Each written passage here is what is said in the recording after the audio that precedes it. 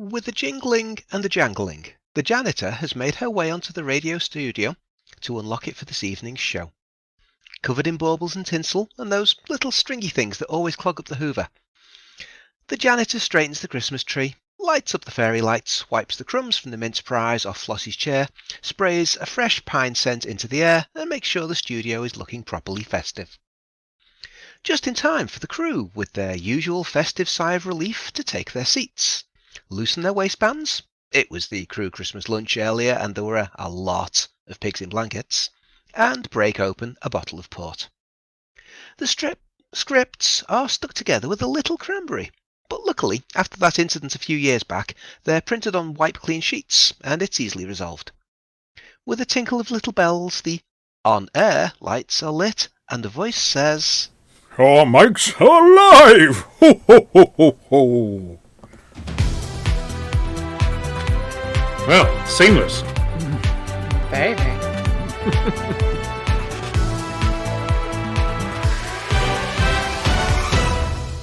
Good evening, and welcome to the 3308 Christmas edition of Hutton Orbital Live. Yes, I've got a fat belly, a red face, a beard, but no, I'm not him, I'm me. I've got a red nose, if that helps. But I think that's from the bottle of Bucks Fizz I had a minute ago. Well, I'm here to scare children, hand out coal, and generally look out for people being naughty. Sort of a one Krampus. I've got little fairy wings and am sprinkling glitter everywhere. And I've just fallen off the Nakatomi Plaza. Luckily, as we're in 0G, someone with a stick poked me back over the walkway. Mia, it's you. Anybody making elf jokes is dead. And on that little faux pas, I suppose it's time we ought to do some, I don't know, headlines, maybe. Celebrity news as handgun gets hitched. Narrow escape as Adam makes unexpected visit inside Hutton.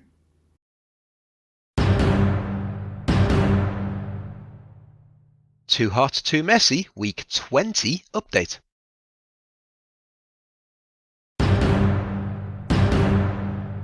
Hutton heaving as pilots aren't leaving.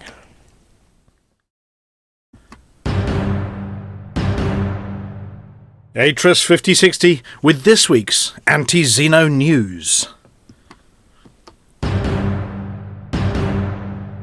Rebalance tips the scales as Tharg sums no longer add up. As if you've got nothing better to do, it's Hutton Systems Roundup time.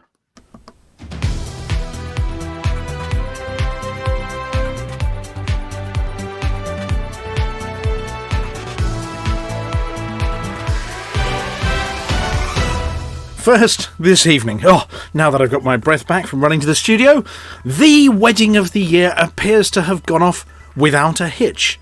Or maybe, to coin a phrase, with someone getting hitched. Galactic mercenary pirate Chuck Handgun, darling of video streams and the titan that fronts a number of the Pilots Federation broadcasts, appears to have had an honest man made out of him. Well, as far as a part-time pirate can be honest, that is. He boarded one of the traditional wedding barges, accompanied by an entourage of galactic broadcasters, luminaries from the Pilots Federation, friends and family, and made his way to a top-secret location where he was dressed in traditional Carretti couture wedding fashion, which for this season looks oddly similar to traditional clothing from North Britain. His dome freshly polished, his beard carefully trimmed by some specially trained traditional sword dancers, one of whom was inauspiciously called Nick, and started reading through the carefully pre-prepared script for the journey. He's never seen the family together before. Something about his vows, praising the barge by stating that this wedding liner is in the top 1% of wedding liners out there, and telling the DJ that he's going to boil him up if he plays anything by James Blunt. At one point, there was an attempt at a wedding crash by some passing pirates who wanted to get their hands on his booty, which was highly inappropriate behaviour. They were given a good seeing to by Sal in the PWAF, who was head of sparkly security for the event. On arrival around a suitably scenic waterworld, he duly did the necessary, beamed at his beautiful bride, and said all of the words in the right order, and then tied the knot. We understand the official officiating at the event used a particularly tricksy knot that he'd seen once in a book on ancient Earthican seafaring. No one's going to worry about that unless his hand starts turning purple. Here from our vantage point over at Hutton Orbital, we'd like to wish Chuck Handgun, aka the notorious ARF, aka Captain Beard, aka Arthur, and his bride the heartiest of congratulations. We've sent a voucher over for the rewind. We've sent a voucher over as well, yes, for a honeymoon spa trip for the two of them to visit Shatner Horizons. And of course, a bottle of Harmer rum. Drama struck the Orbital this week. Well, an adder actually. It was late in the evening and Alvin was lounging on the comfy bed in his office, while Leo was doing the do with the station paperwork. There's a lot of it at the moment. And Snoz was snoozing in the comfy chair watching the latest editions of Desoans Do the Strangest Things on Ice, when there was an almighty crash from the room next door. Thinking that Mr. Shouty had fallen over something again, Leo raised one ginger eyebrow. Alvin lifted his head off the cushion and gave a little bark, and Snoz jumped to his feet. The crash was loud enough that even he heard it clearly. The crash was followed by a poff noise of something inflating, a slamming door, and the sound of running feet. No, not booted running feet, more the pitter-patter of bare flesh on metal, which, given the zero-G nature of the situation, was more than a little startling. A moment's bog spaniel special detachment was called and alarms started blaring throughout the station. Arriving at the scene concerned, Hutton truckers spotted the nose of a blackadder. Someone thought it was very cunning, picking through the wall of the Orbital. What's more, the driver was nowhere to be seen. Their boots were still in the cockpit, and there was a distinct whiff of indie bourbon about the place. Suspecting that someone had been FUI, that's flying under the influence, the team set about locating the driver whilst the damage was inspected. The adder had missed Alvin's office by only tens of feet. It had instead crashed into his personal rock collection, sending one lump of granite bouncing off the far wall and turning some of his most prized sedimentaries into dust. The granite had gone through a wall and narrowly missed puncturing one of the distilling tanks for Centauri Megagin, which was handy as that stuff goes off with a boom. Safety experts had launched the auto-seal-o-matic around the breach in the station hull, and that was the poff noise. The pilot, more than a little worse for wear, had been attempting to dock with the station and mistook the Christmas lights for landing lights. Of course, the deploy landing gear button for the boost, easily done. Even sober. The Momus Bog Spaniel security detachment finally located him walking around the indoor agroponic gardens without any shoes on. A little bit ouch, as Alvin had been cultivating a particularly prickly specimen of rose in recent months. Breathalyzing wasn't necessary, as when approached he floored a couple of the security team with fumes, and an errant spark caused blowback, redecorating the arboretum in various shades of red. Floor mopping guy, call that a floor. Floor mopping guy had scraped up the bits as best he can, and they'd been arrested, sent to North Wythe in place of a Christmas jigsaw, and once he's put them back together again, he can expect a long sentence. Probably starting with, "Now look here."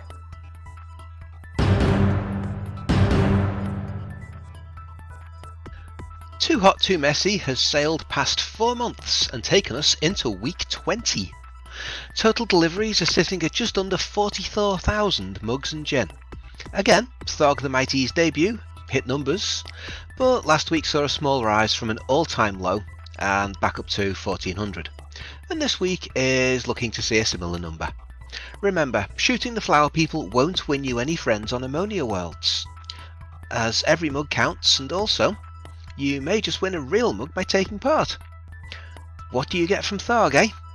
other than a trip in a burning station and maybe a trip to a rebuy agent. New commanders taking part have gone up by 10% in the last week. Yes, you heard that right. Do not adjust your radio. Please don't, we're here for another hour yet.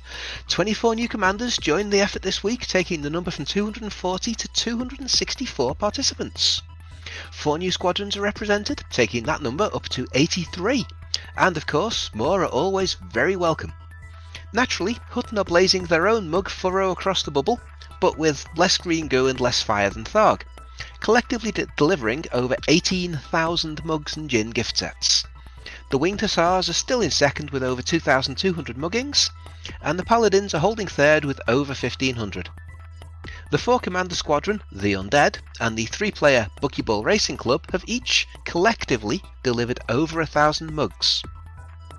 That dull guy with the unwashed flight suit, chronic halitosis and personal hygiene problems, who doesn't know a life beyond mugging, is still out in front with more than 3,700 mugs and gin delivered. Some say that he's been slacking this week, spending half of it in West Britain putting up Christmas decorations. Waller81 is reasonably established in second place, widening the gap to Nemb in third to almost 200 deliveries, but of course that could change at any moment. Infinite Dreamer, Mouse, 8287, LDSK and Papa Rap complete the top 7 commanders with over 1,000 deliveries each. The 1000 Club has no new members this week, but Shay Blackwood will be knocking on the door of the club by Christmas. How do we know all this? Because it's tracked by the marvel that is the Hutton Helper and updated live on the Too Hot Too Messy event page at hot.forthemug.com/hot_mess_2. Apart from the glory alone, there is the additional incentive in the form of a chance to win a real-world, handle the right way up, Velcro-free, mods-preventing Hutton mug. Any commander that delivers 10 mugs and gin in a week will be entered into that week's draw to win a real Hutton mug. Unless of course you already have one, in which case you've already been immunised against mods. 19 commanders have accomplished this so far, and you can see a little golden mug next to their names in the top commanders table.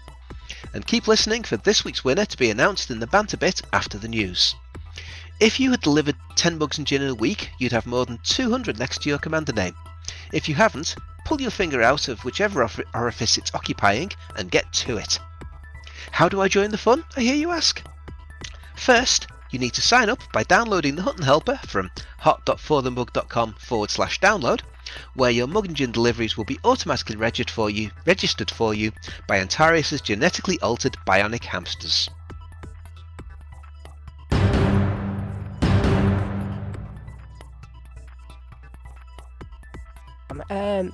We can't remember when we last saw the orbital quite this busy. You'd think that with Thargoids attacking, systems needing repair, too hot, too messy ongoing, and of course some shh going on in Hutton's BGS, pilots would be far too busy to pop into the orbital. However, the docking pads haven't been this busy since the original mug community goal. Initially, station management thought we were under massive attack, but only a few people were out there shooting. Then there was a worry that we were being used as a refugee location for people fleeing Tharg's tyranny. But a quick glance at ACES' 50/60 report, coming later in this broadcast, shows that that's just a little maelstrom in a teacup and should be over by tea time even. A quick glance at Galnet, and a second glance over Flossy's shoulder at the various community events going on, and the blame for the additional traffic can firmly laid as someone goes by the entirely unpunny name Sandra Cause. Not content with sending pilots to Hutton for their free Anaconda, the 3308 version of sending an apprentice for a long wait, Sandra has hidden a series of secret messages which appear to all be sending people to Hutton, which is like sending people to Coventry, just without the horrible ring road. She's even had people arrive with the rare item festive gifts, and what's more, a gift card for 20 million credits. Other locations have things like jumpers or funky Christmas hats.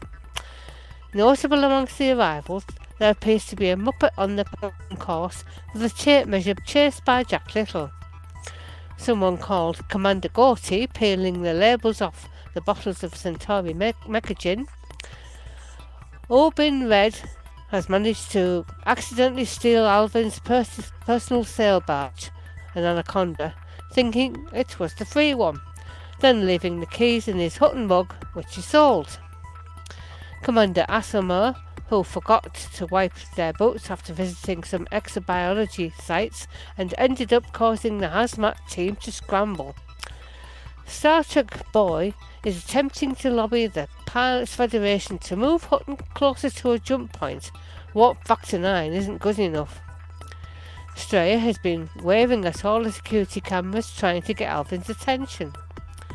Zulu Romeo was caught trying to sell samples from Cubicle 3 to Vista Genomics to make a quick pile of credits.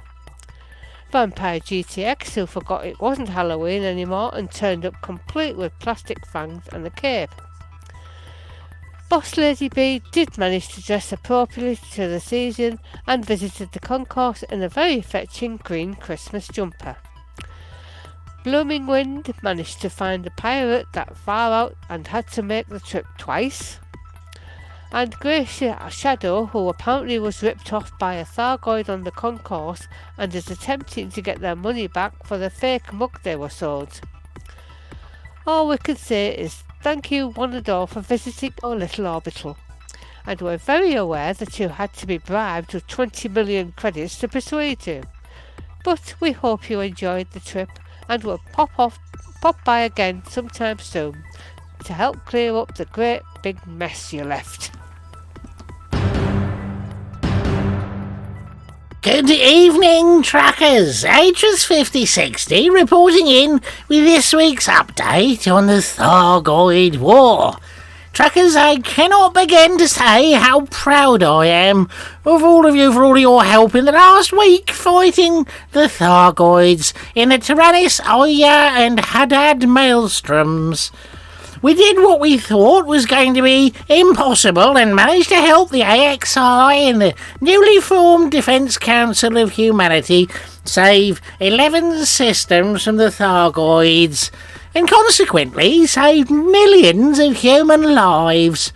This is an accomplishment we can proudly say that Hutton did its part. A very big part it was too.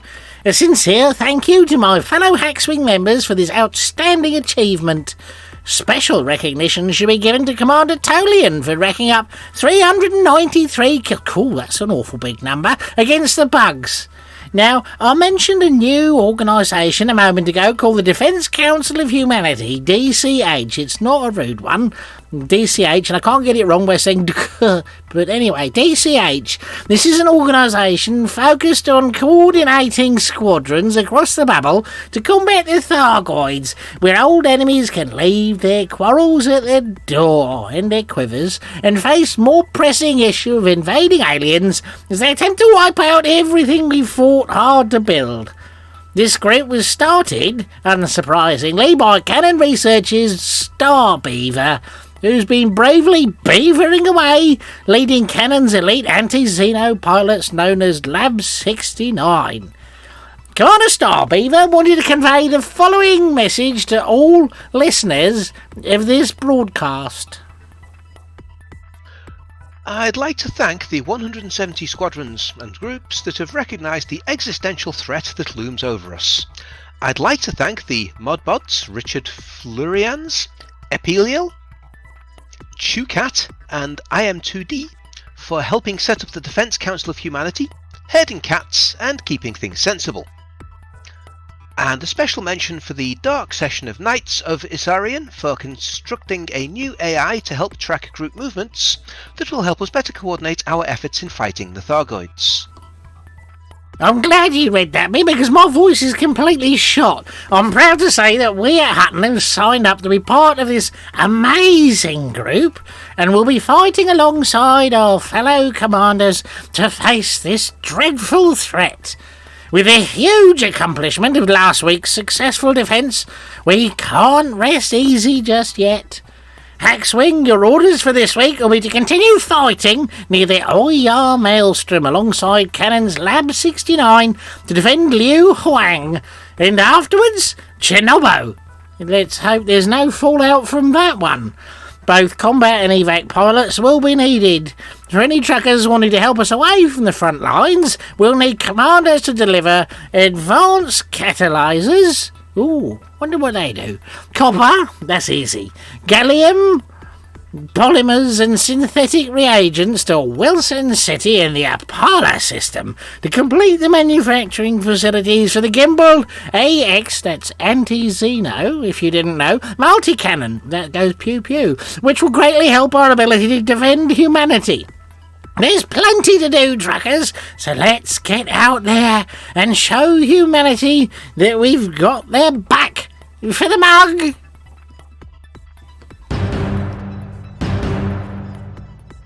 Hot on the heels of Atris's report, secret agents working for the Pilots Federation,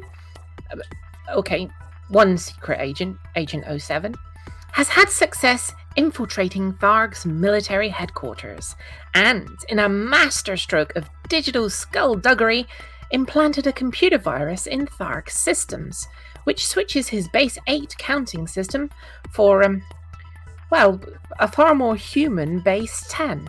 Which means that when totting up how well he's doing and deciding whether to retreat or continue his invasion of human space, Tharg's giving up just that teensy bit earlier.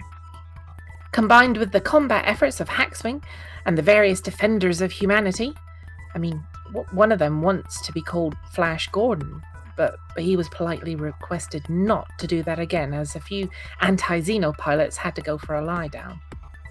This infiltration means that for every little bit of effort humanity puts in, it now counts that little bit more towards driving Tharg back from the bubble. Agent 07 managed to get past the Thargoid scavengers, open the secret door using his pocket Thargoid sensor, modelled on the space ones, just Q-Branch made it a little more smaller, into the main chamber, then stick his USB thingy into the port. Amazing how all computer systems that need infiltrating have a handy USB port. Well, he tried, then he turned it up the other way, then back the right way again, then popped it in. It, in a top secret manner, put a big box on the screen saying uploading, counting virus now, and a little progress bar entitled Windows is preparing to infiltrate your war machine. And before any of the passing scavengers could liberate him from his internal organs, escape to a waiting, cunningly disguised Zorgan Peterson DB-5 with rotating ship ID deckouts, and escape to orbit. Tharg, meanwhile, appears to be oblivious to the top secret agent shenanigans, and humanity is attempting to cash in by taking back yet more systems from him. He's said to be mystified as to why his massed forces aren't turning us into little mid-morning snacks, and why stations are remaining resolutely ungooped near his maelstroms. Any worries that this will be detected have been allayed, as apparently this message will self-destruct in 5, 4, 3, 2, 1. Things have settled somewhat since the start of Tharg's winter road trip to the bubble. Barnard's Star is still not in the bottom 3. We have a week-old famine and the usual maladies. More on those stories coming up. Low system on the poll this week is Epsilon Indy on 33%, but it appears to have turned a corner from its low of 31 earlier in the week. No conflicts are in progress or pending, so now is an excellent time to boost our most popular system. 3 points above Indy is Ross 671 on 36, up from a low of 20 during the week. 2 civil wars have just started, tying up most of the influence, so leave this one until next week and concentrate on Epsilon Indy. Poor little Avic, struggling on 37, finds itself besieged by Sirius Corporation yet again for the second time in 7 days. Some folks just don't seem to get the message, as they lost 4-2 earlier in the week, and with a cooldown of just a day, we're back for a second helping of whoop-ass. Hutton are currently winning 2-1, but we still need 2 more days to keep the evil corporation at bay. It has become increasingly odd each week to say why Barnard's Star isn't our worst performing system, but it is fourth from worst on 38. Clearly, all that effort has caused the system to blow a gasket, so ship in water purifiers and power generators to relieve the resulting infrastructure failure. Ship food into the large pads at Bonkers in Wolf 25 to relieve the week-old famine. At the overachieving end of the Hutton Systems table, we have only 4 systems above 60%. Snuggles is beside himself, waiting to see where we expanded to. Priorities this week are, if you want to chuck something, boost Epsilon Indy, relieve the famine in Wolf 25 by shipping in food, and relieve the infrastructure failure in Barnard's Star by shipping in water purifiers and power generators. If you want to shoot something, fight off Sirius in Havoc.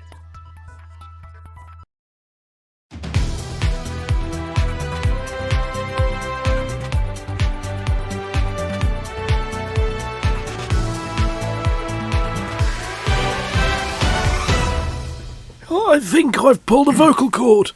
Oh dear, it's been a long time since I had to read one of those Atrus things out. Oh my goodness! Oh yeah. Rub some horse ornament on it. I don't see why I should be the rub it only on the one. inside. I don't see why I should be the only one to suffer. Oh, unfortunately, I'll second I've already drunk the entire pint of that I had while trying to recover from that one. Anyway, good evening and welcome to Hutton Orbital Live. Let's put I put the spinny ships over there. Now I am rigged this evening that I could maybe do a little bit of trucking while we're talking. It depends. It depends on how much talking we've got, or should I just leave spinny ships on? What do you think? That's finished up. Oh, remember we've got the Feed the Thargoids video as well. Oh, you mean this one? That's it. Hang on, didn't people pay not to listen to that last week? Yeah, That was last week. That was last That was week. last week. Got to Yeah. play it this week. Hang on a second. Well, we might as well have an update on how this is doing, because the campaign to raise money for Special Effect isn't yet over. Let's have a look. Is it beating That's the it. sausage roll song? I'm just tappity-tapping away to find out how they're doing. Anybody got the numbers? Let's the rest of us continue while Mr. Pearson does Yeah, the let's. Yeah, talk to myself. Oh, here we go. No, I've got it. I've got it now. Oh, for No. God's sake. No, you haven't got it. You have got it. You what? Yes, he has. Stop it. Well, I can see the campaign. It says fundraiser other. No, I've got details, but it hasn't actually got the amount. Well, that's a bit silly. Oh, it's on the special a bit effect. rubbish. I'm looking at the wrong website. Yeah, well, you know, Bong. Well, you better if continue. you want the then. information, you kind of have to look at the right website. Yeah, I do have to look at the right website. I always find that. They're on £2,336 of their £5,000 target. Yay. 60%. Hey. So do I get to play this? All those sausage play- rolls. Yeah, go Yeah. on. I'm not playing. I'm not playing the whole another thing. Yeah. £2,664 in the Don't next do couple that. of minutes. There are a few silly truckers that do silly things like that. Don't encourage them. Times are It's lean. for a good cause. But It's it for is a good cause. We're allowed It to. is, yes. For that listener who's not ever tuned into Hutton before, and there might be one because we've got drops, which we'll mention in a minute. Then yes, LC, Full Light One, and a stellar cast have all got together and done a song called was it Flee from Soul? Flee from Saul. Flee from Soul, yes, including Avery and Flossy is the only one in tune. Is it flea or is it bed mites? Let's feed the Thargoids. Flee from Saul. Might be bed mice. You never know. Anyway, created by Commander Tokuso, Often confused. it'll either make you happy and clappy, It's Christmas. or cry, or flee from Soul at speed. But hey, look, if anybody feels like donating to it, could somebody bung a link in the chat for me to the donate page while we move on? I can do that. Yeah. Now, Commander Chicks. Commander Yeah, Chicks. hang on. Be there- careful. I'm approaching Rothman horizons. Do you remember that Monty Python sketch where somebody jumps out of a window and says, "Oh, go downtown and get me 20 Rothmans"? That's just reminded me. Which- of that. Anyway, I was wondering whether I should just sort of fire up and hop out at the bar in whichever location I'm at the moment while we're doing this as well. What do you do think? it. Do it. Go And so if on. the stream drops in a minute, I've turned the sound off specially. But while I'm loading that up, then have some spinny ships. Frontier live stream this week. No, No, you because missed it. It was last week. it was last week. They had their Christmas one, and we surprised It was Arthur. a And very surprised Arthur. it was, yes. His ultimate squee moment. He did. But he had another squee, didn't he? Well, getting married, that's quite a squee moment. Well, no, the squee the following day in his staff meeting. Oh, yeah, well, I think he might have had a second squee because there was not just that one. Can't beat a second squee. Yeah, 2 squees in 1 week is... can't beat a good squee. Yeah, well, lots of squees. Or was that hugs? I can't remember. Yeah, because there were a few. So not to overegg the pudding a little bit. There was the one that was broadcast, and then maybe this one as well. We had Captain Beard. Sounds like a pirate to me. If you're really good today, I mean really good, I might pretend I'm Captain Kirk for a little while. Just in case he was pretending saving that one. Yeah, he's saving that one for the honeymoon. Yeah, for Captain. Yes. Is the one where he jumps off the wardrobe? Well, let's try the other one. We then also sent him just in case he hadn't quite got the message yet that a few lines have been recorded for him. We had Arthur, you did not just log out and back in to gain some kind of advantage, did you? Bravo, do it some that's more. a honeymoon Surely one. he'd never do that. He would never do that one. But then, just in case he hadn't got the message for a third time, we did. Hey, Arthur, you think if I was in charge of the Millennium Falcon, I could do the Kessel Run faster? Mixing our metaphors a tiny bit there. Go for it, Gandalf. That loses your points in the Friday night quiz. Handgun? No, honestly, you're kidding, right? Oh, hang on, let's do that one. You expect Yeah, do that me one to again. believe your name is Chuck Handgun? No, honestly, you're kidding, right? I think that is his commander name, isn't it? Chuck Handgun? Yes. So Yeah. even at Alpha Centauri, can we see the cheesy grin from here? Well, we definitely can. We had. Probably has a smile on his face. I don't believe in a no-win scenario, but this is you we're talking about. That was to do with the Thargoids. Burn. But on top of that, we then put a squee out for our pink sparkly friend Sal as well. Because Sally happens to be a big fan of things Babylon 5, and she actually put this to a little video out on Twitter. So we sent this one in just for Sally. Scan starting. Stand by. Analysis complete. It's pink? It looks like a pink wafer? Is that the one where Bill puts a tourniquet in his underpants? No, that was Claudia Christian in her Gamma voice. Claudia, who did the voice of Ivanova in Babylon 5, of which Sally's a big fan, and she actually put that out on Twitter with a little video of her in front of a pinkish star of some sort. So we had some good fun, shall we say, and sent that across from HCS as a Merry Christmas present to all of them, and there was squeeing. Anyway, the other squeeing, of course, explains why there wasn't a Frontier live stream this week, other than the fact it's their week off, was that Chuck Handgun went to get married, as reported in the news. So yes, Arthur got married. He looked very fetching in his. So congratulations to Arthur and Bruce is in order. No.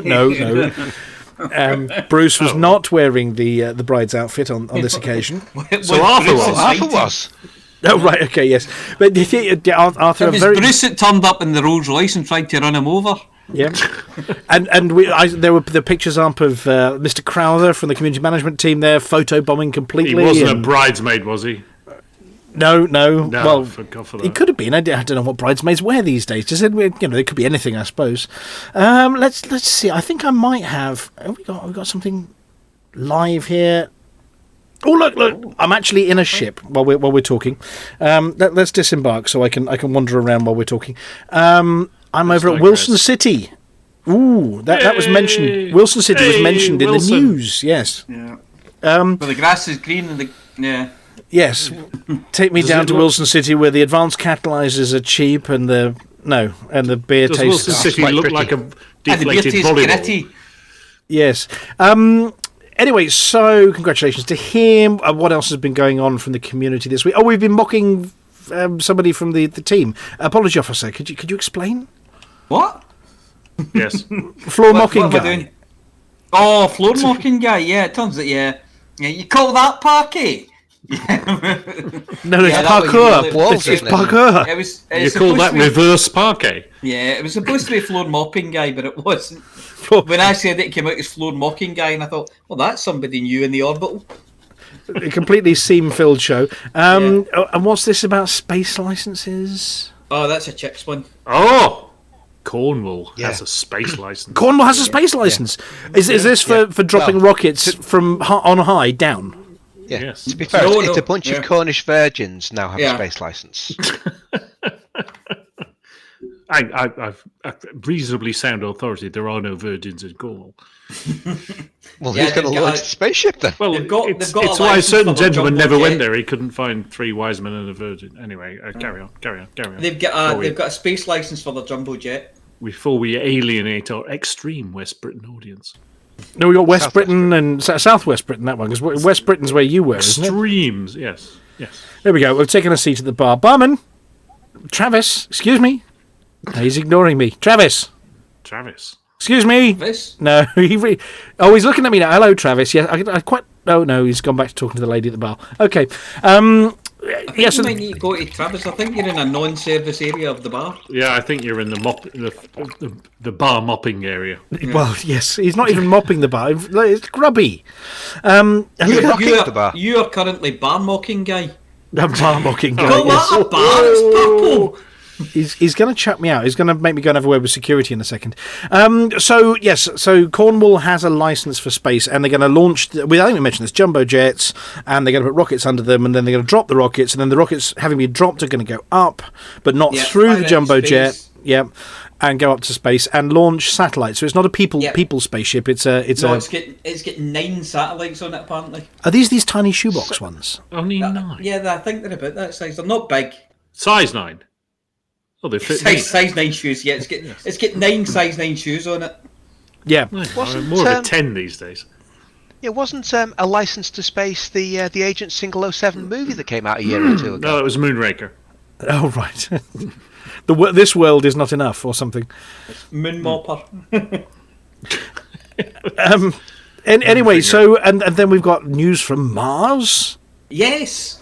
You remember Ingenuity, the little tiny helicopter? Yes. And it's was it Perseverance as its mum? Perseverance. Yes. Perseverance is its mum. Well, you know how they got it down and they thought, well, we'll get this at Mars, we'll do it as a wee kind of test of the technology. If we can make it fly, great. And they had it scheduled in for 5 flights. In the end, like 20 odd 15 minutes. Yeah, well, the guy who was actually going to be piloting things thought, do you know what would be nice if we had a logbook like you have for a real helicopter, and we could log the flights in it? But they thought it was a bit daft getting one with just 5 pages in it, so they got one with 36 pages in it. They have now finished that logbook and need to get a new one. So it's done lots of flights, and it's completed an actual hour of flight time on Mars so far. But currently, it thinks Mars is flat. It doesn't know Mars is slopey bits. So they've had to it looks flat from down here. It looks like it's sort of a disc, doesn't it? Just changes every now and again. Yeah. Well, it's now being they're now gently telling it that Mars has uppy downy bits as well. So they're going to get it to scout a route up out of this. It's in like a crater or a river delta at the moment. Jezero crater. Yeah. And they're going to get the helicopter to scout a route for the rover to find its way up and out the crater. Ooh, exciting stuff. Yeah. Now there was a sad message from Mars as well this week, wasn't there? I never saw this. What a tear. They're not going to invade after all. Well, from one of the landers. No, from a different lander. Yeah, I know, and there was a heartbreaking message as its battery went. Oh no! Hang on, it had enough battery to send a message. Well, the Mars Insight lander, I think they decided that it had sent its final photo, and it didn't have enough battery power because the solar panels were covered in dust. So it sent a lonely message millions of miles from home. It said, "My power's really low, so this may be the last image I can send." Or at least NASA translated the beeps and boops into that one. Don't worry about me, though. My time has been both productive and serene. If I can keep talking to my mission team, I will, but I'll be signing off here soon. Thanks for staying with me. Oh. Aww. Well, do you know what? One good sandstorm, and it could blow all the sand right off of them. It could go up to a full charge again. But maybe it's possible. Mark Watney. Where's Mark Watney when you need Mark him? Watney when you need him with a duster? Yes, this exactly. Why didn't they build them in with a little shake, or just tip and back round again, or I don't know. Because I think one of the They've done all sorts with it. Have they? They've been shoveling soil onto it to try and scrape the dust off and all sorts. That little robot has done so many things that it wasn't designed for. Yeah. It's been No, that using its was Wall-E. spade as a hammer, Surely it's that been was using Wall-E. its spade as a brush, it's been using its spade to hit things. It's been digging holes it wasn't meant to dig, poking things into the ground that tried to lift themselves back out again, and it had to hit them again to get them back in. And poor little thing. Oh. Oh dear. Well, anyway, It sounds like a continuation of Right Said Fred, but I think one of the rovers was like that as well. gonna have to take the wheels off. Yes. It happened with one of the rovers. I'm sure it was like at some point the dust will gather over its solar panels and its power will go. Then perseverance. It was getting to opportunity and spirit. Opportunity. Yeah. Yeah. And then it drove Both into a of which were meant to sandstorm. last, All the what was wind- it, 6 months? Yeah, but the wind blew all the dust off the solar panels and it kept going. Wasn't a problem for Mark Watney. No, not for Mark Watney. Wasn't he? Was growing potatoes. Yeah, potatoes in space. But he No, had he was growing them No, in poo. it was actually potatoes in shit, but there you go. Yeah. Never mind. Close. There we go. Well, I've managed just to undock while we're doing that. So that was our Mars space news. There is more. You want to read the next one, David? Well, I was trying to fly a Type 10 out of a docking slot at the time with auto Don't dock. make excuses. I was panicking because the auto dock decided to point towards the wall, which was, it's a little disconcerting. Hunga Tonga Hunga Ha'apai has been I hope it doing. clears up soon. What, Hunga Tonga Hunga Ha'apai? That's the one. It's How do you say Hunga Tonga Hunga Hahapai? No, we said Hunga Tonga Hunga Ha'apai. Now, Oh, it's really hard to say Hunga Tonga Hunga Hahapai, isn't it? No. Amelia, how about you? not Can you say Hunga Tonga Hunga Ha'apai? Hunga Tonga Hunga Ha'apai. There we Close go. enough. Told you it was easy. See, Amelia I didn't. just She my just voice couldn't broke say as I it. said that because I didn't expect to say it. Well, you've been quiet for a bit, and I thought as I was flying, I'd pick on somebody. It's been having a bit of an eruption recently. It did. It went boom. Yeah, not only did it go boom, there's pictures here where it went big boom. And it's actually saying it displays something like 10 cubic kilometres of rock. 10 cubic. 10 cubic kilometres of rock. It's a lot. So that went up in a massive plume. And they took photographs through that and went, when it started to settle, they took photographs through it and went, no, there's something missing. And they worked out that it was water, quite a lot of water, which had continued to go up and has left the earth. So sending water so it out was into serving space. a drink on the rocks. Yes. Right. Krakatoa erupted 63 cubic miles of rock. Yeah, well, they were obviously measured by different people. Well, Imperials. Well, yes, Imperials. Well, yeah. So the ash travelled to 57 kilometres above the Earth, so that's practically into space. Probably further. That's even further than that's what Spaceport they're saying, Cornwall's yeah. going to be going. Yeah. Right. Oh, shit. Oh, yeah, you better hope they don't fly their spaceship into that. Yeah. If you ask Blue Origin, that's definitely into space. Well, yes, yeah. But they reckon it was between 20,000 and 200,000 tons of water went into space. Wow. And they've said that a submarine volcano should throw so much water into the sky during an eruption is not a surprise. No, really, actually, that gets one of the no shit Sherlock awards from science this time. Yeah. But apparently it produced 400,000 lightning events. It's like going into one of those maelstroms, isn't it? Yeah, it's a maelstrom. It's an earthbound maelstrom. Yes. So yeah, so it's in Tonga. It's, Well, it used to be. it used to be in Tonga. Well, now it's spread over the still is. surrounding area. Yeah, most of it's heading for Mars. For those of you that are thinking about hulking out, it also produced a gamma ray flash detected by satellite as well. Yeah. Would normally come off from black holes or exploding stars. So it's okay. Yes. Avert your gaze. Yes. So if anybody feels like going green and being angry at people, then maybe you were just looking in the wrong direction when That's Hunga so Tonga. for anybody Tonga, who's- Hunga, Yeah, that anybody one. who's wondering, that's Hunga Tonga Tonga. Hunger, yeah. Thank goodness. Thank Yay! goodness nobody's commander names are like that when we come to reading the Hutton Helper results later. Yeah, well, we'll Oh, find don't out. encourage them. I guarantee you next week there'll be a commander Tonga Hunga Hunga Tonga Tonga Hunga Hapai. Yeah. It might be me. Well, I'm in super. I'm cheating. I'm using Super Cruise Assist though. So the Hutton Type 9 in Fetching Purple is approaching Stevenson Station, where apparently there is a big load of copper available for this CG. Now I had this one earlier, and I was flying between stations, and a pirate tried to get me, and the rings are dead handy because instead of trying to evade the interdiction in a Type 9, I just ploughed straight for the rings and lost him because I went through the rings and he didn't, and I managed to evade interdiction by going through some rings, which was quite cool. The second coolest way I've ever evaded. Has that station been mugged? Oh, I haven't checked. Somebody look it up while I'm flying here. I've got mugs on my carrier nearby, so I can, if I need to, mug this as well, because I've got a carrier nearby the hot property with a bunch of mugs and gin on board. So yeah. Always a few just in the ready use. Always have a mug on hand just in case you need to do something. Stuff for sale in the shop on the hot property again? Yeah, or a no, I haven't, because I've been away for about 12 weeks and everybody robbed the entire shop empty. Anyway, talking of things that were happening while I was away, Aemilia. Yes. Two things. Number one, ooh, Squee, a box arrived. I know, it's under the tree. No, not that one. The one I got. I've got a box under my tree. Oh, you got a box. I got a I've got box. a box under my tree. Should have bought a taller was it tree. the box that sapped 6 months of my existence? It did, yes. No, it's not that box.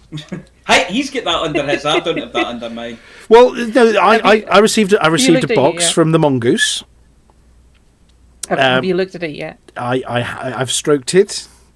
I've gazed at it. I've not opened it yet. I was going to save opening. I was going to save opening. I wasn't going to put it on camera, but I was going to open it and go ooh at it live on air, if you so wanted. Look, it's only a yard away from me here. Let me just grab it. Hang on a second. Talk about it if you want.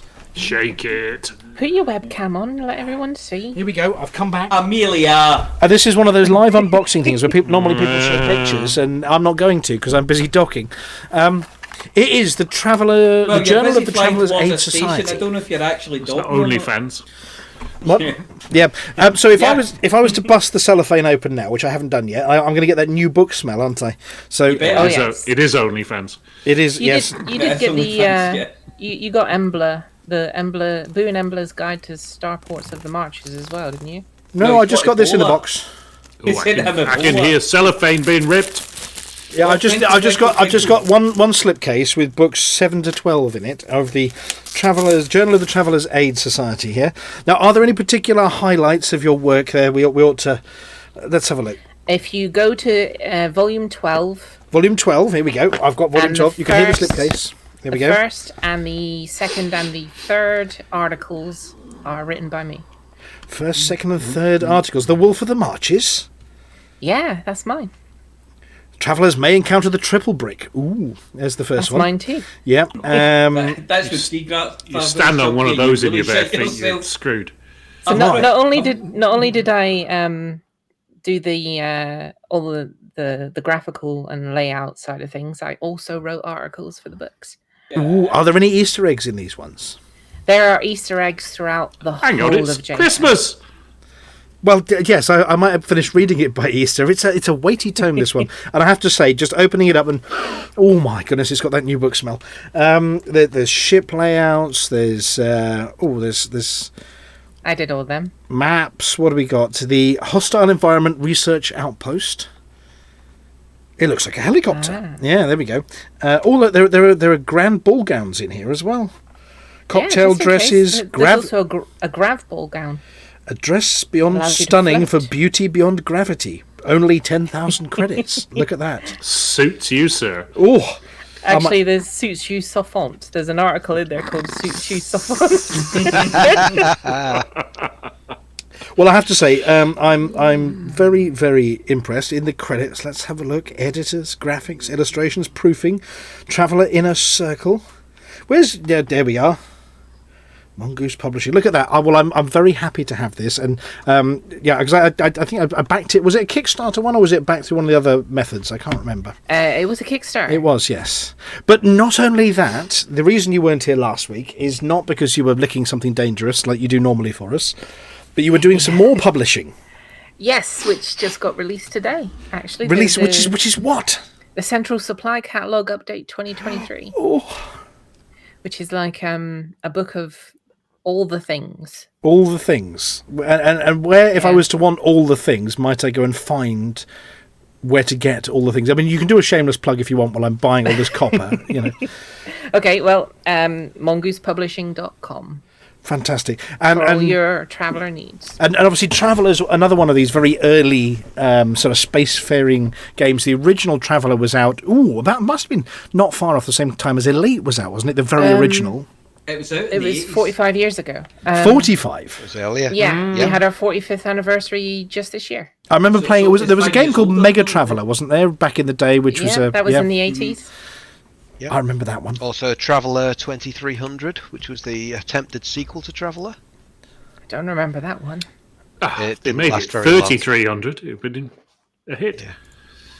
Well, look, it's fantastic stuff, and role-playing game stuff, which we played a lot during lockdown, but our very own Aemilia has been working really hard on it, and if you're into that sort of thing, go have a look over at Mongoose's website, and you can buy some words written by Aemilia, which is cool. It's very elite, you know? It's got the same kind of vibe, doesn't it? It's got the Yeah. vibe, as Yeah. More alien races. Yes. We released Aliens to Charter Space 3 just a My couple poor months ago. bank as well. balance. Dear. Okay. Well, really, really well done on getting that one out. And now that book's finished, you've got any others in the offing, or are you going to take a breather for a little bit? I've got like a couple weeks off. I think tomorrow. I break up for like 2 weeks, I think, and I have been told I must take a break. Good. You must. Is I must. this by Whether you like it or she, not. she who must be obeyed, or by work? By work. Because they want to clear up round your desk for all the crumbs and. But I am going to be writing during my Christmas holiday. This is I've been told I entertainment shouldn't, writing, but or I just will be. work writing? No, I'm writing a book called Adventure Class Ships, and it's for Traveller. You did mention about this one, something about the Hutton class hauler, didn't you, in a previous week? Yeah. Yeah. I do Yeah, pay Hutton- attention. Yeah. Hutton got its very own ship in the book I'm writing. Well, there you go. And there's an excuse for everybody to go and have a look at this work as well. Right. The Hutton class hull is the one with the 40-watt light bulb, isn't it? It's the one where when you try and jump, all the lights flicker and everything kind of zonks out and goes crazy. a Well, bit. you're describing exactly what's on screen at the moment in my Type 9 that's been completely stripped out. Basically, it's a set of engines with a cargo bay and a cockpit, and that's it. Totally unengineered, incapable of evading No any shields. pirates. No shields, no nothing. But while What, it's does it have a mug holder? It's got a mug holder, yes. It's got Hutton mug decals on the outside. actually in Adventure Class Ships, we're going to have a whole selection of stuff you can buy and accessorize your ship with, and one of them is a cup holder. It's common misconception that it comes as standard. Yes. Oh, right. Okay. Flies I- like a I pig had with a one firework up suggestion. its arse. I had one suggestion that was an AI, but a ginger AI. A ginger AI. Yeah. Can you hear what colour an AI's hair is? No. You know he's ginger because he tells you. Oh, right. Okay. He's Or got it tells you. Yeah. a ginger chip on his or her shoulder. Just. What was the one you invented today? Oh yeah, Oh, the the- air dryer. the air fryer. Air fryer literally Yeah. heats and fries the air around. We're thinking of some kind of microwave weapon that you point at somebody from your spaceship or maybe a handheld one, and it heats the air round about them and cooks them. Isn't there a beam laser that does that? That channels all the heat from your ship out via the beam into them. Yeah, but that's in Thermal Elite. vent. This is in Traveller, and I was thinking just call it an air fryer because Helen and Chicks were talking about air fryer. Helen and Yeah. somebody were talking about air fryers. Helen and Jim were talking about air fryers. And I went, Oh, I thought you were saying hair fryers. I was thinking some No, kind of hair industrial strength, Air fryers. big blower, Fire. So No, but I That's tell when you you turn it up something. to 11. I have a dual blaze hairdryer. There's a country the park up- Americans are into that. There's a country park up here where they have a prize herd of Highland cattle, and they have a special walk-through hairdryer for the Highland cattle. They call it the Moses. He's into a burning bush. Right, well, I'm approaching Wilson City, so I'm not going to move on to the next bit till I dock, but it's only 25 light seconds away, so I'm not far away from that one. So, other than that, who has done the Christmas shopping? Flossy, Yeah. have you bought an entire shop for Christmas? No. No, but well, talking of that, because there were a couple of parcels that arrived, but you're saving them, everybody. those who received them, aren't you? Because the postman's being evil. They're under the tree, so we'll find out about them after Christmas. But they're under a tree. Yeah, but I haven't had any parcels, no. Well, you got your jacket. We still haven't had selfies. Yes. We haven't had selfies wearing your jacket yet. Oh, not wearing it, no. No, well, we do need at some point to model. Can we have selfies of the dog sleeping on it, or I'll have a job. I ain't got one. Yeah. So somebody else's dog? That's easily fixed. Send it down. You send the jacket down to me. I'll get No, photos of the dog sleeping on it. dog hairs on my jacket. Thank you very much. Somebody with one of those lint brushes trying to get the ooze off of it. Need a hair fryer. Yeah. Well, hands up anybody who has been well organised for Christmas. I mean, it's not Christmas Eve, which means generally speaking, I've done nothing because I'll do it all on Christmas Eve. I wouldn't say I was well organised, but I got there. I had a spreadsheet. Oh, that is organised. You have a spreadsheet for Christmas. Yeah, I always have a spreadsheet. What's on this spreadsheet? People's names and things that I'm getting them for Christmas. Oh, you mean the list? Yeah, but it's on a spreadsheet. You can use Word for that. Yeah. But you can't sort it in Word. You can't sort it in Word. No, you can't. You must sort it by who I like the most. Yeah, exactly. Prioritise what you buy. Who I like the Put them in least. alphabetical order. Column C. Yeah. Well, I've been having good fun with our delivery driver as usual. Who I did receive one the other day where I had to log in and tell them not delivered, and they said, "What do you mean not delivered?" Well, I said it's not entirely true. It was delivered by my dog. And they, it was some electronics that they were sent, and they wandered into my garden and left electronics in the rain outside. And I let the dog out at some point, and the dog very proudly ran back into the house chewing some electronics. Oh, what have you got in your mouth there? And the dog looked very pleased with himself and dropped soggy electronics in my lap. And so the customer service person said, you really shouldn't let your dog chew electronics. I said, well, I don't know what they were doing in my garden, but they shouldn't have been there. So I suggested that maybe the courier had got it wrong, and they said they will have to be punished. Yes, they must be punished. They must be punished. I said, well, maybe it's a bit strong. Re-educated, maybe, or, you know. Yeah. Anyway, and you were at one point told to lose tension as well, weren't you? I was told to lose tension, yes. Yes. Is tension your dog? Well, no. But I think the dog was quite tense because he wanted his electronics back because he said the batteries tasted delicious, and you really can't have those. They're not very good for you. Did his eyes light up? Sorry, pardon? Did his eyes light up? No, but sparks shot out of his bum, so... Yeah.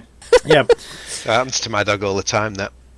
Yeah, that's why they scoot around on the carpet, and leave burn marks. They are burn marks, aren't they? Oh, is that what they're doing when they're wiping their ass on the carpet backwards? They're charging themselves up. Exactly, it's more static. More static for a boop. Well, I'll tell you what, good timing on that one, because I've just arrived at Wilson City, and I'm in the top 10% of the CG here, and funnily enough, Flossy, you're about to talk about CGs, aren't you? I am, yes. Well, look, just for you, look, here are 784 tonnes of copper for one of the CGs that you might or might not be talking about this evening. There we go. Well, I'm going to hide that screen now, ready for you. Are you vaguely ready? Wait a minute, we haven't done the mug one yet. Oh, of course we haven't. Come on! Who's got the drum roll handy? This week's mug winner is Oplurker 1005. Is that OP Lurker or Oplurker? Oh, I don't know. OP Lurker. I don't know. Oplu recur. Or yeah, well, it could be. There could be an apostrophe missing on that one. It could be from the famous Oplurkers of Cork. Yeah. Yeah, I suppose it's OP Lurker. Yeah. Yeah, it's OP Lurker, I think. So these mugs. Why did we give this mug away? Because this person had done delivered at least 10 mugs and 10 gin during the last 7 days, and was put into a drawer, and his name was drawn out. Ooh, and this is the 20th one now, Commander Chicks, that we've given away. That is correct. 20 mugs, of which it's the 3. 20th one we've tried to give away. Yeah, well, there are 3 unclaimed, I think. Yeah. Still. Yeah. So if anybody knows Oplurker 1005, we'll put the name into chat as well to say congratulations. If anybody knows them, please get them to get in touch. If we don't, can you please try and friend list them in game, hunt them down, fly something innocuous looking so they don't feel scared, and say, "Oi, Oplurker, you've got a mug. And what do they have to do in order to claim their mug, please, Flossy? I'm Spartacus! So they have to email itookpart@huttonorbital.com with all their details and take a screenshot of themselves in their cockpit to prove it's them. Well, there you go. And I think last week's winner has claimed theirs, haven't they? I remember them popping up. It was from Canon. I think they were from Canon Interstellar, the last week's winner, weren't they? Yeah, I think so. Yeah. Absolutely. Right, well, it's time to move on then. I'm hoping I've got the buttons programmed in. Before we go, I've got one. What do you call a 3-foot anteater? A 914mm anteater? No. 36 inches anteater? No. In fact, I know this one. Missing a leg? A 0.914 metre anteater. No. 75% anteater, so teeter? It's a yardvark. I'm back! I'm back! Cue laughter.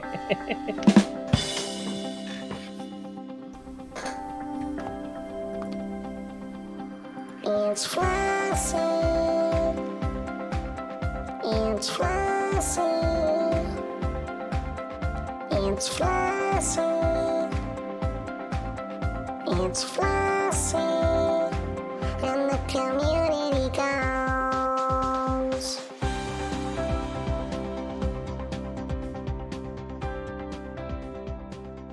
This week's CG News. The current CGs, Enhanced Axe Project Axe Missile Rack Fixed and Enhanced Axe Project Axe Multi-Cannon Gimbaled, both ongoing and making good progress. There are no new CGs this week, but along with the above CGs there is an ongoing Christmas event. The Course Toy Emporium calls for help. Sandra Course, CEO of the largest manufacturer of children's toys in the core systems, has requested help this holiday season.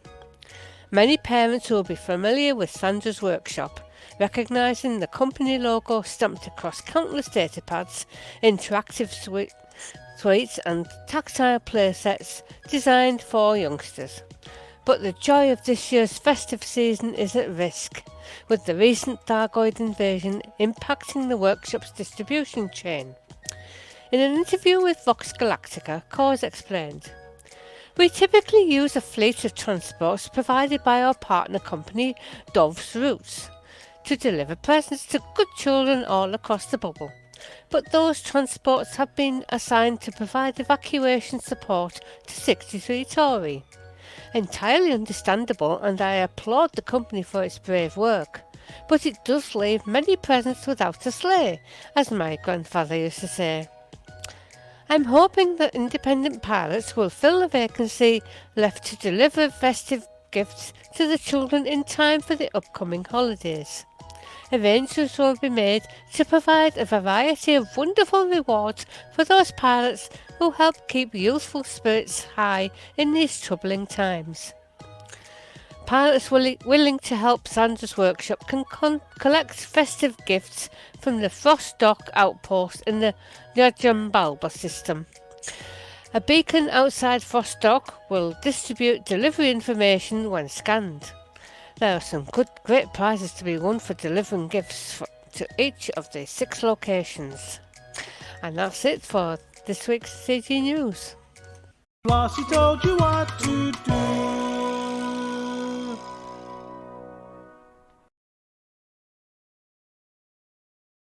Mia. Oi, Mia. I couldn't find the button. I just couldn't find the button. Right. Anyway, now that Flossy's done her bit, we'll go over to Santa's Little Helpers. Toiling away in the workshop of news is Beetlejuice Witherspoon with the Galnet News Digest. Galnet News Update, 22nd of December 3308.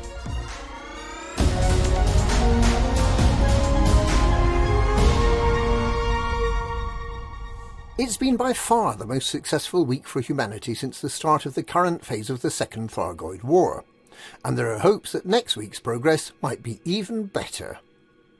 Thargoids were this week driven out of 9 systems they'd invaded. Around the Taranis cluster, the human-inhabited systems of Awara, Imiut, Ibisu, HIP 25679, 63 Eridani, Ildano, and 29E Orionis have been cleared, with only the small Imperial system of Medigi falling to outright Thargoid control. Imperial factions chose instead to drive the Thargoids out of the strategically important system of Muridujis in the Haddad Maelstrom cluster instead, and a coalition of pilots, including the New Pilots Initiative and Cannon, also cleared the Lahua system, which is near the Oya Maelstrom. All of these systems are now in post-Thargoid recovery and need materials delivered to repair the starports. Operation Ida is initially concentrating on repairing the stations in last week's success, HIP 23716. It's important to note that, unlike war states, the work done in post-Thargoid recovery systems is cumulative week on week and does not get reset each Thursday.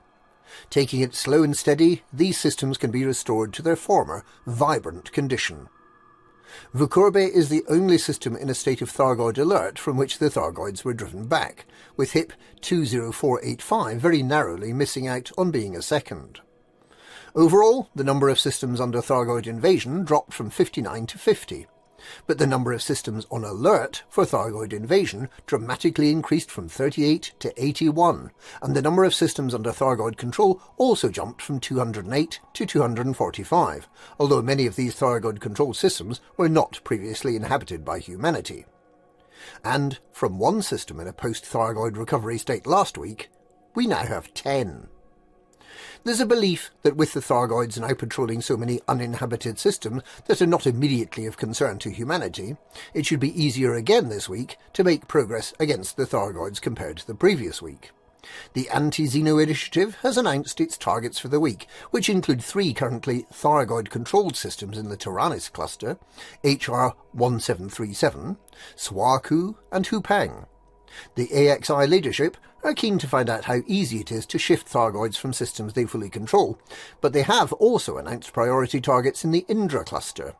The Thargoid invasion systems of Obamumbo, HIP 20527, and Gezaterix, and the Thargoid alert systems of 70 Tori and HIP 21380. Operation Reforge Aegis is also focusing on those last 2 Thargoid alert systems, plus HIP 22524. Cannon's anti-Thargoid Operation Lab 69 has targeted the Liu Huang system in the Oya cluster. If all this sounds confusing, the good news is that the newly formed Defence Council of Humanity is helping to coordinate the various anti-Thargoid groups. Their website, dcoh.watch, lists the systems that are part of the Thargoid battle, and they have a Discord server which welcomes all interested parties, including the pro-Thargoid lobby groups, which have a valid point of view, but which are currently struggling to find a way to halt the cycle of violence that this escalation in the conflict has brought. The appeals to build manufacturing facilities for the fixed-mount enhanced AX missile rack and the gimbaled enhanced AX multicannon continue. At the current rate of progress, both weapons are likely to become available from Thursday next week. The turreted and fixed enhanced AX multicannon that are already available have proved to be highly effective, especially against Thargoid scouts. And the turreted enhanced AX missile rack is effective at forcing Thargoid interceptors to expose their vulnerable hearts, even in the hands of relatively inexperienced anti-Xeno pilots. The biggest problem at present seems to be the short range of the Xeno scanner, which means you need to get in dangerously close to an interceptor to be able to locate its hearts in the first place. It'll be a few weeks more before we've learned the rules of the conflict, and before we can be sure that the Thargoids don't have any more tricks up their sleeves. It does, however, seem likely that the Thargoids can at least be contained within their current sphere of influence.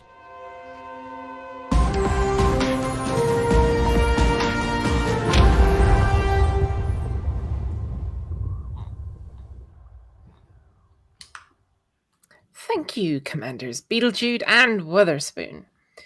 Well, going by the smell of brimstone from the Hutton Helper results booth, I'd say we're going over to Satan's little helper now. Jesus, Mia, have you been eating dog food again?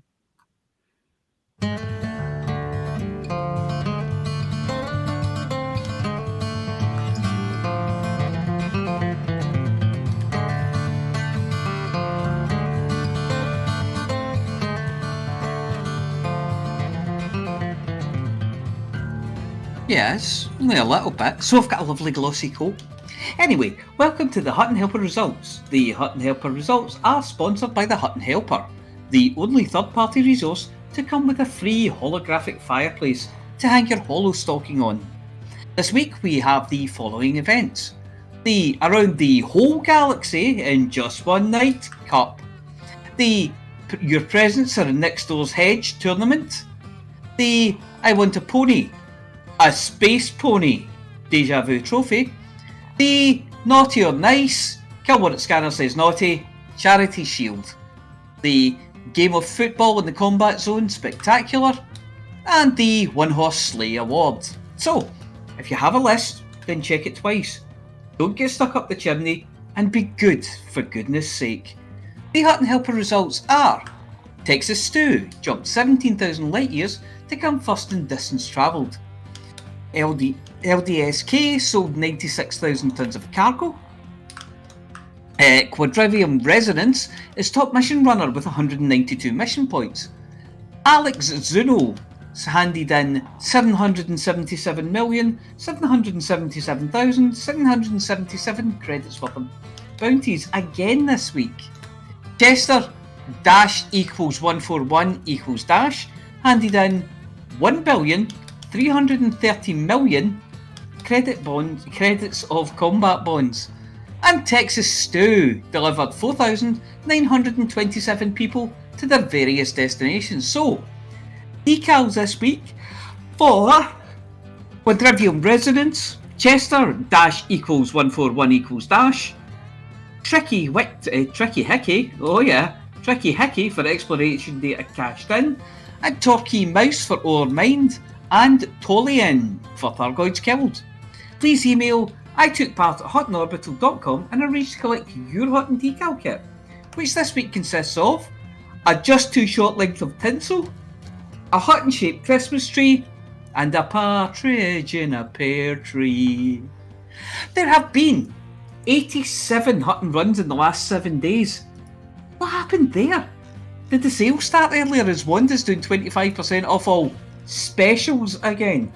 Anyway, the top 5 are: Epaphras, 1 hour 23 minutes and 9 seconds. Manu Warkle, 1 hour 23 minutes and 41 seconds. Robert De Soto, 1 hour 23 minutes and 43 seconds. Norbert Patenod, 1 hour 23 minutes 55 seconds. Drew Peacock, that's Drew Peacock, 1 hour 23 minutes and 58 seconds. And Revelo, 1 hour 23 minutes and 59 seconds. Ah, there's a name I haven't seen in a long time, Commander Revelo. So it is 25% off the specials at Wonders then. There is a whole galaxy of stuff out there needing decked with boughs of holly, fa-la-la-la-lad, evacuated, unfriended, dejected, appointed, manhandled or woman-handled, smeared, deflected, irrigated, emphasised, sniffed, snuffled, postponed, hidden from, flipped, mistranslated to and from Spanish, killed, mugged, ginned, wrapped up with a pretty bow, shit, shot, rescued, having their immersion ruined, battered, deep-fried, repaired, destroyed, bought, sold, squeezed, inflated, burnt, frozen, liquidated, evaporated, smelled, licked, sucked, nibbled, discombobulated, recombobulated, head-butted, rubbed, compressed, enveloped, strained, fermented, murderised with an S, interrobanged, upcycled, violently downcycled, disallowed, reallowed after consulting VAR, smelted, frozen to the bones, loved, adored, cherished and prominated. And you can earn yourself a very fetching Hutton decal for doing it. To get involved, you just have to go to hot.forthemug.com and download or sign up for the spectacular Hutton Helper, available in 3 festive formats. Well, you know, let's face it, anything has to be better than waking up to a lump of coal and Juan Krampus standing at the end of your bed. Anyway, that's it for me for this week. I have to go and take my worming tablet, so I'll hand you back to Studio 5.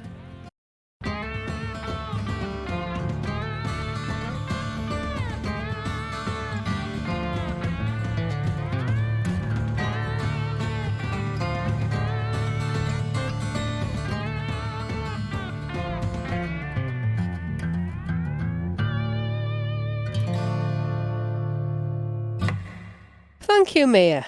And now it's time for the return of the Galnet Rares Digest. And topically, It's gift wrapped. Good evening. This is Aemilia Hawke reporting for the Galnet Rares Digest. We try all the galaxy's rarest and most dangerous commodities, so you don't have to.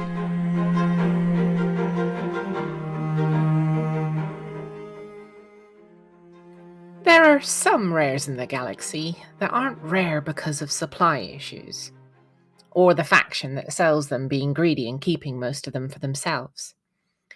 Nor are they rare because the ingredients are hard to find, or expensive, or try to eat you, or if you eat them, try and kill you from the inside out, or the outside in. They're rare because, by convention, they can only be given away, and only on a certain date in the calendar. You spend 364 days of the year totally unable to open them or enjoy them. I mean, don't misunderstand. You can buy them anytime you like, but you can't receive them on any day apart from this one. Well, depending on the diligence of the delivery apex. You can receive them, but they're totally impossible to open. Which, with some apex delivery drivers, is also true as they've lobbed them over a fence or stuck them in the waste recycling, or handed them to a passing stranger and put a note through your door saying, handed to resident. But those of you who are traversing the galaxy and reading Galnet at this time of year will be familiar with the tradition of someone out there in the galaxy sending you a festive gift, only brought back from Frostock in the Jambala system. They're manufactured by Sandra Core's Toy Emporium. If anyone's thinking that the name sounds a little suspicious, Sandra is the scion of a family going back thousands of years, which had to change their name due to copyright issues. She doesn't wear red. She doesn't ride pre-cooked venison of any variety, and the only slaying she does is with a plasma rifle when people attempt to rob her workshop. These festive gifts come with a covenant. Whilst they can be bought and sold anywhere, they are subject to a time lock which actively prevents them being opened and are key-coded to a recipient's DNA. Sandra receives millions, but maybe billions, of letters across a year, most of them asking for a pony, or the latest Hotbox game, or galactic peace, which of course she can't deliver in a small 1-ton canister. At least not without chopping the pony up into steaks, of course. However, handed to the right recipient via the right commodity market, and on the right day, the canister opens up to reveal the kind of surprise that makes children's eyes light up in delight. Yes, the kind of thing that they use for 5 minutes, give someone a hug, and go back to playing on their tablet computer. However, for those 5 minutes, they've made a child somewhere very happy. And judging by the price, Sandra very happy as well. The toys themselves are exquisitely handmade in Sandra's workshop, and it's here that I'm visiting this week to see exactly whose hands are making them and what makes these toys so special. I've been given my security badge and I've headed through the scanner and into the Emporium. First things first, the section lovingly called the in tray. Ships arrive with mail, traditional handwritten letters only, and feed them into a machine which reads the letter, scans the DNA of the person writing it, and cataloguing the lot. We suspect that Sandra has one of the most complete DNA records of humanity in existence. Just that kind of thing that Thargoids would like to get their pincers on, which probably explains the security. Next, we move to the sorting room. There's a computer in the middle, beeping and wibbling away as it analyzes the requests. I pause the screen every now and then. A real dinosaur to eat my big brother goes in the nope bucket, signed Don Antonacci Jr. There's a whole section of the screen dedicated to someone called Dead Meat GF with big flashing letters that just says naughty. I mean, the list goes on, with far more going in the nope folder than anything else. However, when you process billions of these things, the mission accepted folder is still remarkably full. Next is the factory itself. I'm expecting little elves and pixie hats and maybe pixies and little elf shoes and... Oh. Well, that's not what I expected at all. I mean, hang on, let me check. Oh, this is an imperial system. This isn't a happy, sparkly, music-filled factory of wonder. These workers are indentured servitudes. Indentured... Jesus. There's one here who's put up his hand to go to the facility, and he's been told to run. They've actually started a stopwatch. I stop and attempt to talk to one of the workers. I mean, he looks at least 90. Long, bedraggled beard, and his entire job is stuffing bears. But no, he's not allowed to speak. He slips a note into my pocket as I pass. I don't think it was noticed by security. This is not what I expected at all. Well, never mind. Let's look at the toys. One little girl is in for a real surprise. This one says, Realistic Bernard Star Docker's Patch Kid. How cute. When I push a button on her neck... Oh. No. Has anyone got a wet wipe? There's an old lady in one corner assembling what appears to be a miniature Thargoid playset diorama, complete with steel table, bright lights, and... Well, that's horrid! Let me look. Yes, someone's nasty little urchin actually asked for this. Oh my god. There have to be some nice gifts in here. There's a toy soldier complete with real battle injuries. There's some horrific doll with a rotating head and laser eyes. Oh, okay. I found a nice one. This child must be the apple of their parents' eye. I say, excuse me. This nice tea set. This looks lovely. Mind if I take a peek? It's hand-painted. Very quaint. Something from a bygone age. I mean, I can imagine a little girl in little stripy socks and a neat little dress sitting down with her teddy bears and... Oh, what's that? Push the button on the lid. Ah! There's a rodent in it! It's feral! Get it off! Who put a live rodent in a teapot? I mean, a cute, fluffy, stuffed dormouse snoring away, sure, but that's an angry live rodent. I mean, God. I mean, this is Aemilia Hawke reporting from Frostock for the Galnet Rares Digest. I've seen what your little dears have been asking for Christmas, so you don't have to. And trust me, just give them some book vouchers.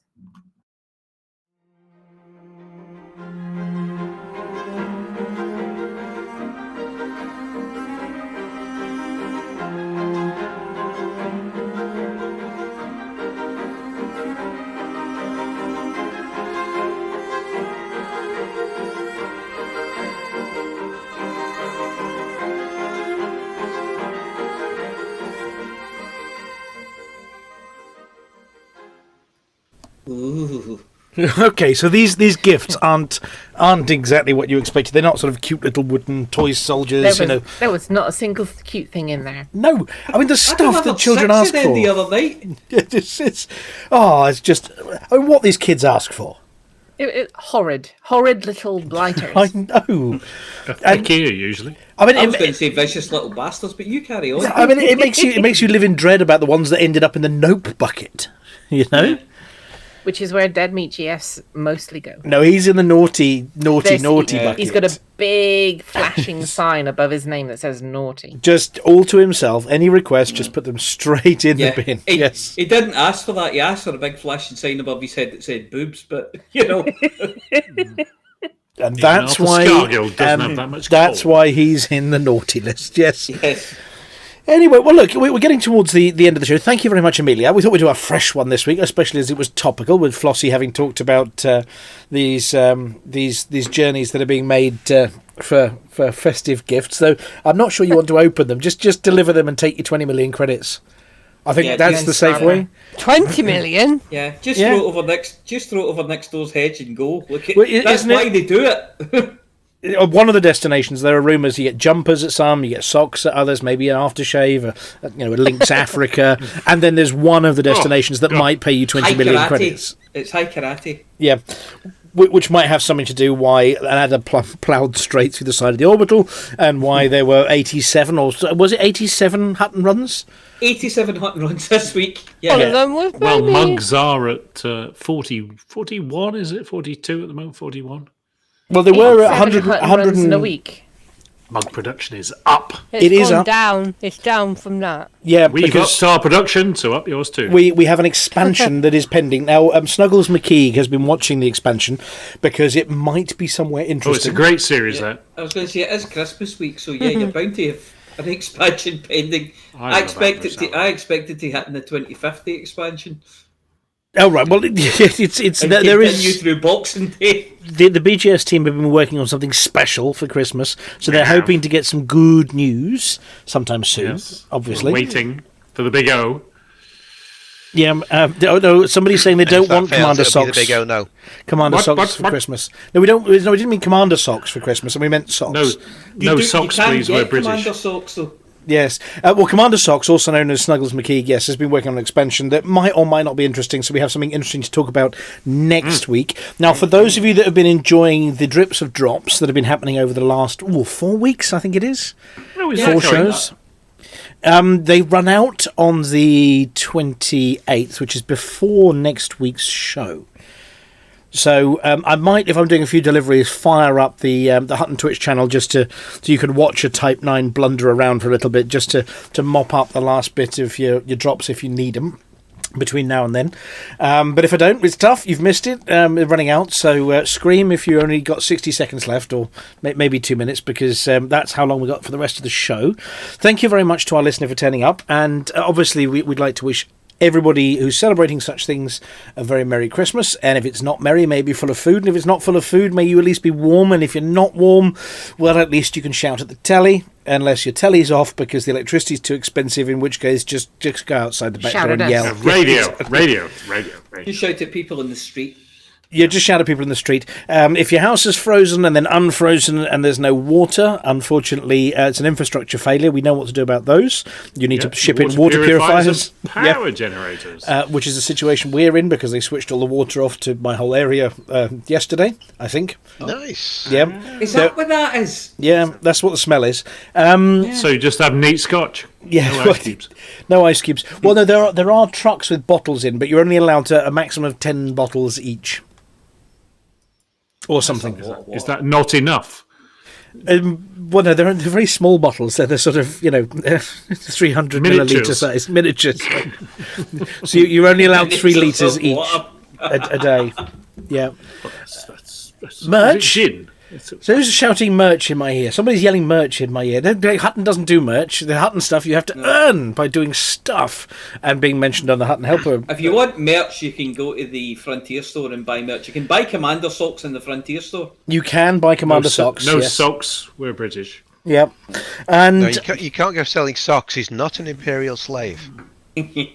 unlike those people making all the presents that Aemilia has just reviewed, Yes, that are you have imperial socks slaves. for your feet in the Frontier store and the merchandise store. I had a wee look last week. There's loads of stuff in there. Yeah, there is lots of stuff in the Frontier store. It is very well stocked. I don't know what the delivery times are like. I mean, with the UK being the way it is at the moment, it might reach you by Easter.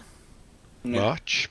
I think they do send by Royal Mail as well, don't they? So parcel post and things. Yeah, just about everything's on strike at the moment over here. So we're about to be on strike as well because it's coming up Christmas. But look, I just want a Hutton hoodie. Well, Oh, the Hutton hoodies are excellent. I have one. yes, I have a Hutton hoodie. I got it made on the Frontier store, so it's a Frontier hoodie, but it's definitely a Hutton hoodie. Oh, but this is back when the Frontier store allowed custom merch as well, which they don't have on this one. Is there no They're custom taking it merch? down again. Is the custom merch? Well, I'm going to have somebody have a look while I'm wittering away at the end, trying to mop up the last few minutes. Is of, a Hutton hoodie different than the Hutton hoodlum? Are they I don't know. related? Is a hoodie a kind of hoodlum? I don't know. That's why I'm I asking. really Do can't the comment. He hoodlums says wear wearing a hoodie. hoodies? Oh well, there you go. It's like ships and boats, But isn't the it? hoodies were hoodlums. Oh, I don't know. You're confusing me now. I thought it was hug a hoodie week. Yeah. I don't know what were you supposed to do to Hug a hoodies. hoodlum in a hoodie? A hoodlum in a hoodie. I Yeah, think hug a that was hoodlum in a terrible hoodie. stereotyping people who wore hoodies. This is starting to turn into one of David's tongue twisters. I don't do tongue twisters. I am not seeing the merchandise designer anymore. Tell Bill Shatner that. Yeah, well, no, he didn't get a tongue twister. It was all Brent Spiner who got the tongue twisters. I'm just trying to find the thing I'm trying to find, which I can't find, and I can't end the show without finding the thing because the button doesn't work. Keep talking for a minute. The button's not working. One thing to ask or to say before we end the show is: will there be a show next week? I will be here for a show next week. I will be here for a show Green I will be here. I expect I shall be here for a show next week. Sounds like there's a show next week. I am hoping there'll be a show next week because if I'm we're very going to likely do- going to be here. I'll be at Cows. You'll But be not for yacht racing. Ooh. I'll be at Cows for steak. Oh, you're having one of Cal's famous steaks. Yes. These things are mighty, mighty steaks. These You could bludgeon someone to death with it. Cow's Yeah. steak gatter. and still have sort of spare Yes, for the eating. steak gatter. Yes. Yes. Since it's somewhat traditional. It has been Yes. for the last 2 years, so that's the tradition. Are we going to do a Zoom green room? Oh, a Zoom green room next week. I'll consider it. I mean, yeah, maybe. Watch out for announcements because I actually don't know geographically where I'm going to be I next don't week. even know if I still have Zoom. Well, it doesn't matter. It's easily It's recoverable. web-based. I'm going to have to find my webcam. Yeah, well, we might do so. Be prepared to zoom in. Connected to it's on the computer you use for. You make an excellent point. That means I might need to, I don't know, brush my hair or yes. Or wash Get your dressed. face or something. Oh yes, stop wearing my pajamas to broadcast the show. Only from the neck up. I think I fixed it. It's the 29th. We'll have more or less recovered from Christmas Day by now. We'll be so tired. Cheese hangover. Oh, when's the Great Escape on? Is it on? 1944, always I on. think. Oh, somebody's been paying attention. Well, anyway, look, I think that's long enough for anybody who hadn't mopped up any of their drops to get the drops. And no, there isn't any merch, but there are That's enough decals. stalling from us. Yeah, I think I've pushed the buttons. So look, thank you very much to all the listeners. We will be back next week. We wish you a very Merry Christmas to those that are celebrating such things. Have fun, enjoy the company of your friends. You also, for those that are on your own over Christmas, you know where we are. All you have to do is post up on the Hutton Facebook page or the Discord channel. If you're having a bit of a time about it, post up there. Somebody's always around and just say, I need some company, and we can go and blast stuff or play CQC or, just have a chat. So if you are on your own, don't be on your own. Just pop up to one of our media channels and say, hi, it's me, I need some company. And I'm sure one of the Hutton Truckers will be there to help keep you company over the Christmas period. Other than that, a few of you have Block got... your ears. Yeah, what? Tell them to block their ears. No, yes. Okay, so for those of you that haven't listened to this before, the thing that you're about to hear is going to be incredibly loud. If you're wearing earphones, particularly in the ear kind, you might want to move them away from your ears away before I now. get to the end of this sentence. Otherwise, damage will happen, and we do not want to be responsible for any kind of ear-related damage as a result of what's about to happen. Now, have we given them enough time yet? Yep, that's enough stalling from you. Way Yep. ahead of you. Okay, in which case, Aemilia... Ooh, that was short notice.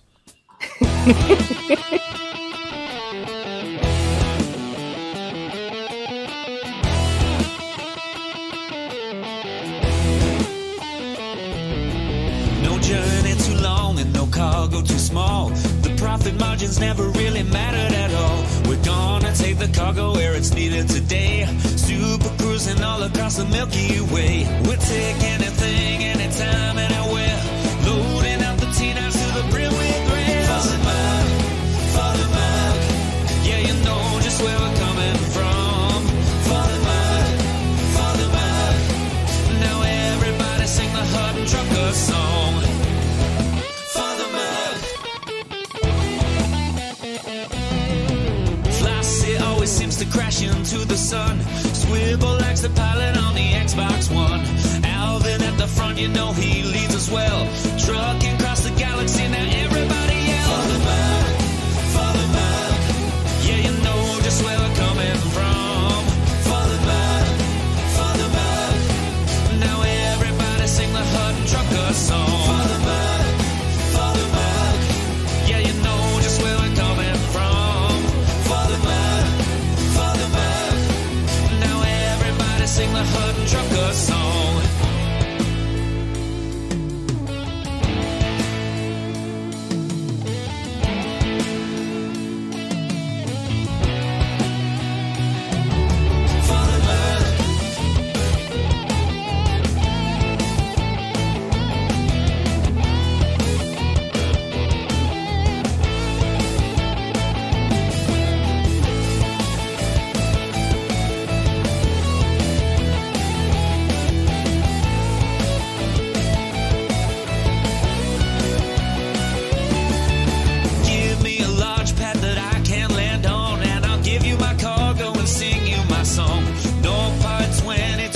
years to go. Cruising to Hutton, whoa, whoa, whoa. No journey too long and no cargo too small. The profit margins never really mattered at all. We're gonna take the cargo where it's needed today. Super cruising all across the Milky Way. We'll take anything, anytime, anywhere. So shout it out loud like you don't even care. Father Berg, yeah, you know just where we're coming from. Father Berg, now everybody sing the Hutton Trucker song. Father Berg, yeah, you know just where we're coming from. Father Berg, now everybody sing the Hutton Trucker song.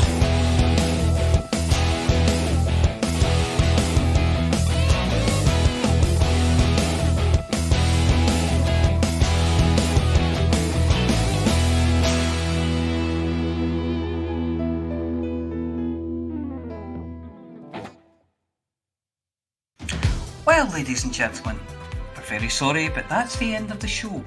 Everyone's buggered off now, so why don't you bugger off too?